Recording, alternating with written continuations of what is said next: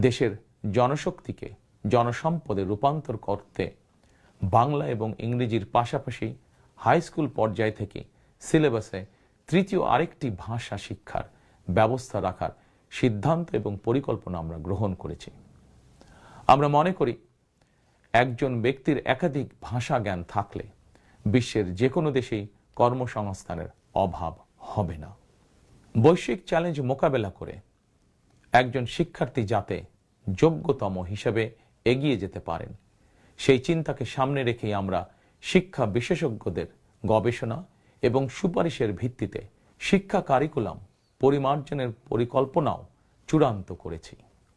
আমরা শিক্ষা কারিকুলাম এমনভাবে ঢেলে সাজানোর প্রস্তুতি নিয়েছি যাতে সকল শিক্ষার্থী শিক্ষা স্তরের প্রতিটি ধাপে একাডেমিক জ্ঞানের পাশাপাশি একটি বিশেষ কারিগরি ব্যবহারিক শিক্ষার দক্ষতাও অর্জন করতে সক্ষম হন।